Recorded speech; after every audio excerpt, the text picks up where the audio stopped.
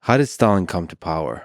If we return back to those early days, post the October Revolution with Lenin and Trotsky and Stalin, how did he come to power? So what Stalin did very cleverly, Stalin was, he worked the system. He was, but he was very much in the background.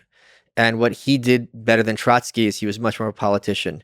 He was a glad hander. He made friends within the party. He made people feel respected and appreciated. And Lenin trusted him.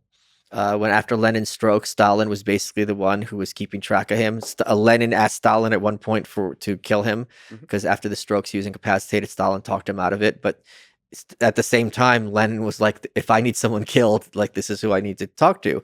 Stalin, if you look up photos of him when he was young, he was a stud. He was a gangster. He was a bank robber. And he basically worked the system, and you had the Trotskyites on one hand, who were much more to the left. Stalin's big, I would call it a heresy, was he put forth the idea of socialism in one country, whereas like we're just going to make it work here in what became the Soviet Union. The Trotsky idea, and this is really kind of the Marxist idea, is that the workers' revolution has to be worldwide. This is just a worldwide kind of new era of humanity, where Stalin's like, no, we're just going to make it here and then later behind what became the Iron Curtain. Mm-hmm. But this was an ideological division between the two. But what happens in totalitarian countries, it happens in any kind of when you have intermingling of like religion and government, things that are like ideological disputes, like the Arian heresy. The Arian heresy in Christianity is that Christ is subordinate to God the Father, right? Whereas the contemporary Orthodox version, it's three gods, one God and three person, excuse me. So they're all co-equal aspects of God in heaven. But that was an excuse to be like, you guys are evil, you're on the side of the devil, we're going to kill you. So these little disputes about ideas are often a convenient cover for people to have a power struggle in the guise of being like, it's not that I'm about wanting to be more powerful. I'm just on the side of the truth and you're speaking lies, and that's dangerous to the revolution or to the true faith.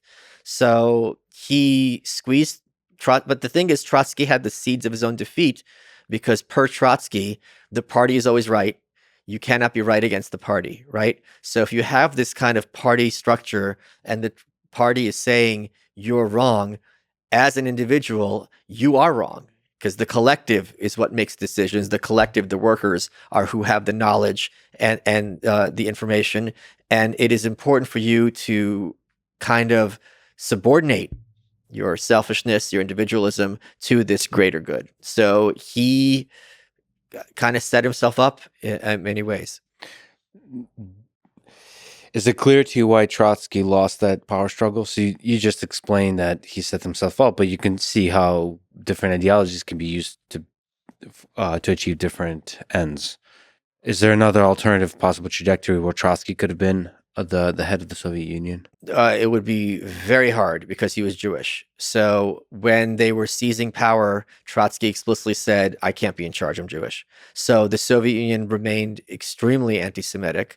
One of the reasons so many Jews became communists in the Soviet Union, because the promise was, once the communists took over, we're not going to have pogroms anymore. Pogroms was, you had these Jewish ghettos, and under the permission or encouragement of the Tsar, just gangs of people go through killing, raping, robbing, stealing, rioting for days, and it was just a complete massacre. And the idea is like, under communism, everyone's going to be equal. We're not going to have this anymore. They still had it, but to a lesser extent. But